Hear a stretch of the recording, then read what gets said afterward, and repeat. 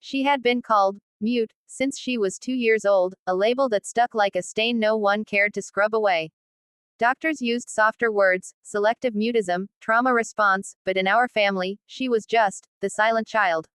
My sister Layla hated that name, yet she never corrected anyone. She simply tightened her jaw and said her daughter would speak when she was ready. Until then, the world would have to wait.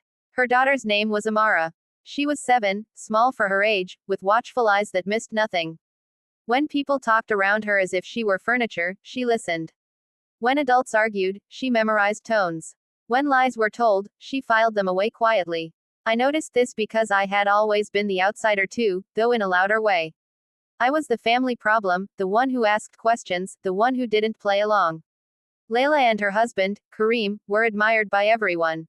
Perfect marriage. Perfect jobs. Perfect daughter who never cried in public and never spoke at all. They lived in a neat, modern house with white walls and glass railings, the kind of place where everything looked clean but felt cold.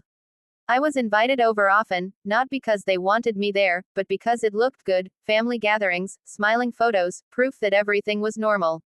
What no one saw was how Kareem watched me. His eyes lingered too long, sharp and measuring, like he was always calculating something. And what no one believed when I tried to say it was that I felt unsafe around him. Layla brushed it off. "You're imagining things," she said.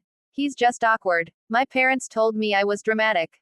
Kareem laughed it off with a joke and a hand on my shoulder that stayed a second too long. I learned to stay quiet, just like Amara. The night everything changed started like any other forced family dinner.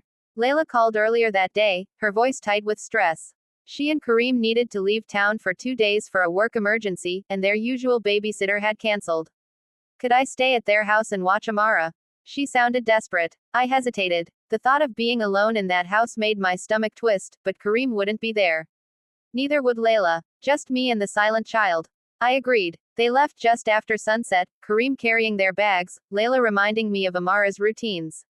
"She doesn't talk," she said again, like a warning and an apology rolled into one. "But she understands everything." Amara stood in the hallway, clutching a stuffed rabbit with one ear missing. She watched her parents leave without a sound, her face unreadable. When the door closed, the house felt different. Quieter, but also lighter, like something heavy had stepped out with them. I made dinner, simple pasta, and set it on the table. Amara sat across from me, eating neatly. Her eyes flicked up to my face, then back to her plate. I tried to make small talk, even though I knew she wouldn't respond. "Your mom says you like drawing," I said gently. No reaction. "Maybe after dinner we can draw together." She nodded once. Just once. After we ate, we sat on the living room floor with crayons and paper. She drew carefully, slowly. I glanced at her page and felt my chest tighten. She wasn't drawing flowers or houses like other kids. She was drawing a room with no windows. A tall figure stood near a small figure. The tall one had dark scribbles for a face. "That's very detailed," I said, choosing my words carefully. "What is it?" She froze. Her crayon hovered over the paper. Then she pushed it aside and started a new drawing, this one just lines and shapes. The moment passed, but unease stayed behind. That night, after I tucked her into bed, I sat alone on the couch, scrolling mindlessly on my phone. I couldn't shake the feeling that something in that house was wrong. I had always felt it, but now it pressed in on me from every corner. The walls seemed to listen. Sometime after midnight, I heard it, a soft sound from upstairs. Not footsteps. A voice. At first, I thought I was imagining it. My heart started pounding. I stood slowly, listening.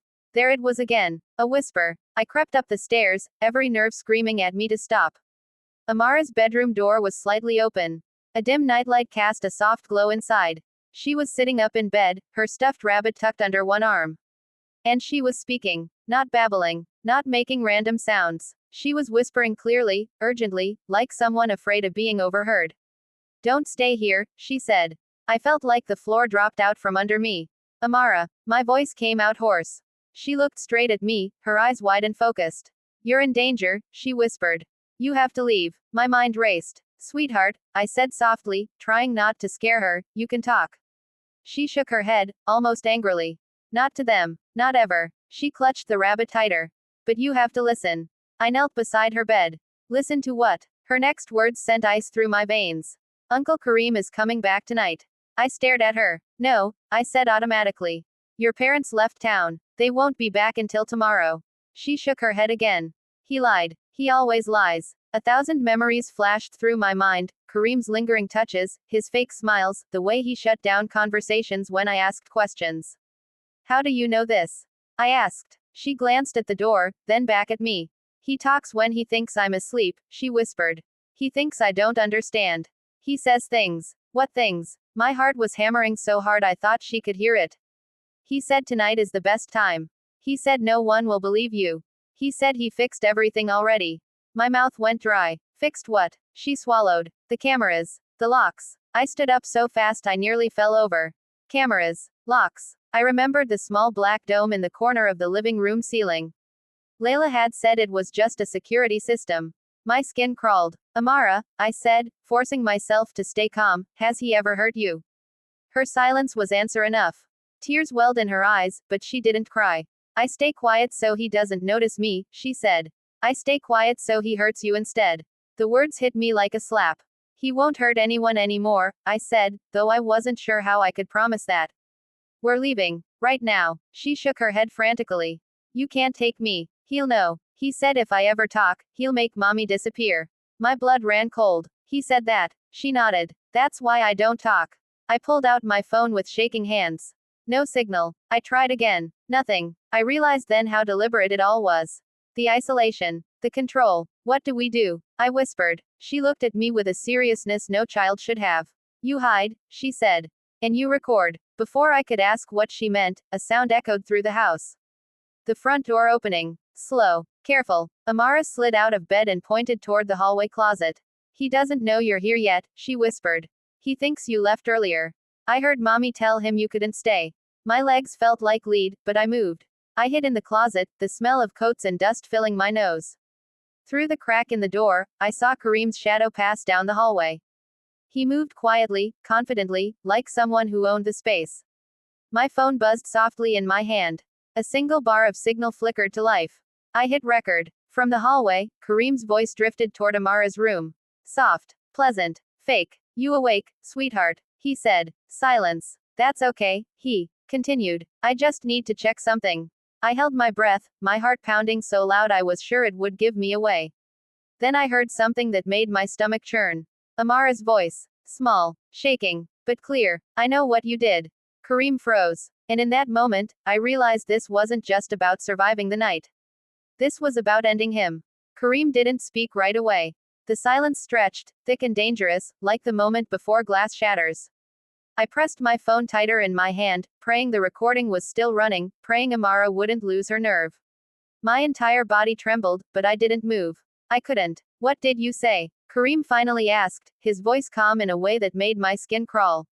I know what you did, Amara repeated, louder this time. There was fear in her voice, yes, but also something else. Resolve. You shouldn't joke like that, he said gently. You know mommy doesn't like it when you talk about things you don't understand. I understand everything, she replied. I heard him step closer. His shadow crossed the thin line of light under the closet door. My heart slammed against my ribs. If he opened that door, it would all be over. You don't talk, Kareem said, and now the softness was gone. That's our rule. I talk when people need to live, Amara said. For the first time, Kareem laughed, but it wasn't his usual charming laugh. It was sharp. Nervous. Who told you that? No one, she said. You did. You said Auntie was a problem. You said tonight would be quiet. You said no one would hear. My stomach twisted. He had planned this. Not just harm, erasure. I felt sick realizing how close I had come to trusting him, to being alone with him so many times before. Where is she? Kareem asked. She left, Amara lied. I silently thanked every higher power that ever existed. Kareem exhaled slowly. Good, he said. That makes things easier. I bit my lip so hard I tasted blood. She always makes trouble, he continued, pacing now. Asks questions. People like her ruin families. You ruin families, Amara said quietly. He stopped pacing. I imagined his face tightening, the mask slipping. You don't know what you're talking about. I know about the basement, she said. Everything inside me went cold. The room with no windows, she went on. The camera you hid behind the vent. The times mommy was asleep and you told me to be quiet or she'd get hurt. My vision blurred with tears, but I forced myself to keep recording. This wasn't just about me anymore. This was about her. About stopping him forever. You're confused, Kareem snapped. You imagine things. I imagine because I see, she said. I hear. I remember. There was a sudden sharp sound, like a hand hitting a wall. Amara gasped. My muscles screamed at me to burst out of the closet, to throw myself between them, but I stayed frozen. One wrong move and he could kill us both. You don't say those things, Kareem hissed. You don't ever say them. I already did, she whispered. Another pause. Then footsteps moving away from her room. Toward the stairs. Toward me. My lungs burned as I struggled to breathe silently. The closet door handle twitched. Come out, Kareem said softly. I know you're here. I didn't respond. You always were bad at hiding, he continued. Did you think I wouldn't notice your shoes by the door? I cursed myself. In my panic, I had forgotten them. The handle turned slowly. Then Amara screamed. Not a word. A scream. Raw. Piercing. Full of terror and rage and years of silence breaking all at once. Kareem spun around. Shut up. That was all I needed. I burst out of the closet, phone held high, camera still recording. Step away from her, I shouted. He froze, shock flashing across his face before fury took its place. You stupid, he lunged toward me. I ran. I grabbed Amara's hand and pulled her down the hallway, toward the stairs. Kareem chased us, shouting, cursing, his footsteps heavy and fast. We barely made it to the living room when he grabbed my arm and yanked me back so hard I nearly dropped the phone. Give me that, he snarled, reaching for it. I swung blindly, the phone cracking against his cheek. He held and shoved me to the floor. My head slammed into the table, stars exploding behind my eyes. Amara screamed again, kicking at him, clawing like a wild thing. Don't touch her, she screamed. I told you not to. He shoved her aside and raised his hand. Stop, I screamed. It's all recorded. Everything. He hesitated. For just a second. You think anyone will believe you? He spat. A crazy aunt and a mute kid. She's not mute, I said, forcing myself up, blood dripping down my temple. And the police will love this. I held up the phone. He stared at it, breathing hard, calculating. Then he smiled. A slow, ugly smile. You really think that matters? He said. I've handled worse. People disappear every day. Before I could react, he bolted for the front door. No, I shouted, scrambling after him, but he was already gone, the door slamming behind him. The house fell silent. Amara collapsed into my arms, shaking violently. I held her as tight as I could, my own body trembling just as badly. My phone buzzed in my hand. A missed call. Then another. Signal, finally, fully back. I called the police. My voice shook as I told them everything. I sent the recording. I locked the doors and sat with Amara on the couch, holding her until the flashing blue and red lights filled the windows. They arrested Kareem the next morning at a hotel 2 towns over. He didn't resist. He smirked as they cuffed him, like he still thought he'd win. But he was wrong. The investigation unraveled everything. The basement room, the hidden cameras, the files on his computer. He wasn't just a monster, he was a careful one, and that made the evidence even worse. There were other victims, other families, other children who had gone quiet. Layla broke when she found out. I had never seen my sister collapse like that, her perfect world shattering in a single night. She sobbed, apologized, begged for forgiveness, for not listening, for not protecting her daughter, for trusting the wrong man. Amara didn't say a word during those first days. She stayed close to me, holding my hand, watching everything with those same sharp eyes. Then, during Kareem's first court hearing, as the judge asked if there was anything else to add to the record, Amara stood up. Everyone turned. She looked at her mother. At the judge. At Kareem, whose face finally lost its smugness. He lies, she said clearly. And he hurts people. The courtroom went silent. And in that moment, I knew this wasn't the end. It was the beginning of his punishment. The trial stretched on for months, long enough for seasons to change and for the shock to wear thin, but not long enough for the fear to fully leave my bones. Every time I walked into the courthouse, I felt it again, that cold, crawling awareness that evil doesn't always look like a monster. Sometimes it smiles, wears pressed shirts, and brings flowers home. Kareem stopped smiling after the second week. That was when the evidence stopped being unfortunate misunderstandings and became patterns. Dates, times, files labeled with names that were not ours.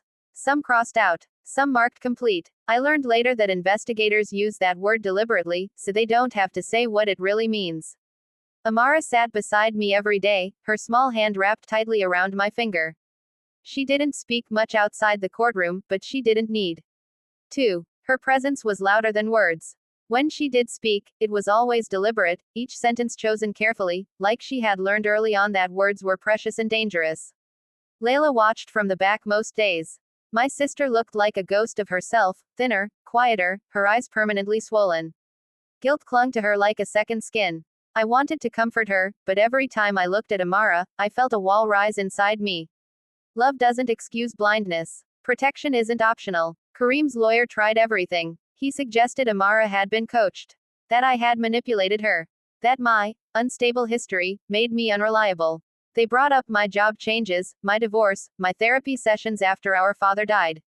They tried to turn survival into a character flaw. I let them talk. Because every time they pushed, Amara answered. She answered calmly, clearly, without drama. She described the basement without embellishment. The smell, the light, the rules. How silence was safer than speaking. How her voice had never been gone, only hidden, like an animal holding still to avoid being crushed. The courtroom cried when she said that. Even the judge had to pause, remove his glasses, and breathe. Kareem stared straight ahead through most of it. When he did look at her, it wasn't with anger. It was with disbelief. As if the world had broken its contract with him. The verdict came on a gray Thursday afternoon. Guilty. On all counts. Kareem finally reacted then. Not with rage. Not with tears. With collapse. He sank into his chair like a puppet with cut strings, hands trembling, mouth opening and closing soundlessly.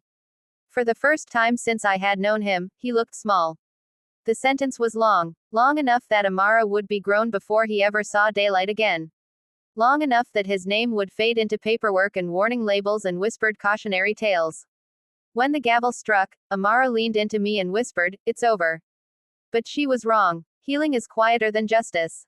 Slower. More complicated. The months after the trial were harder in some ways. The adrenaline faded. The world expected us to move on. But trauma doesn't follow calendars. Amara started therapy twice a week. At first, she refused to speak. Not because she couldn't, but because she didn't trust that speaking wouldn't make things worse again. Her therapist didn't push. She let Amara draw, play, sit in silence. One day, I waited outside the room and heard laughter. It stopped me cold. Later, Amara came out holding a piece of paper. A drawing of a house with all the windows open. No basement. No shadows. "This is where I live now," she said. She moved in with me not long after. Layla agreed it was best, though the decision nearly broke her.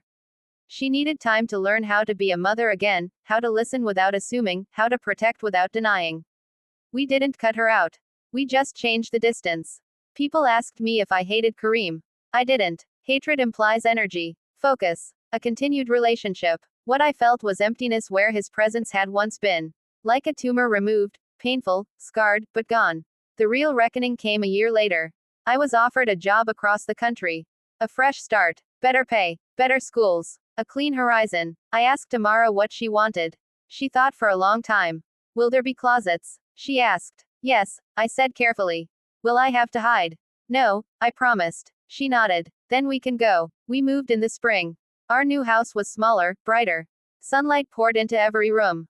Amara chose her bedroom because it had the biggest window. She slept with the curtains open. Her voice changed over time. Grew stronger, louder. She sang in the shower. Argued about bedtime. Told jokes that made no sense and laughed anyway. Sometimes, late at night, she still woke up shaking.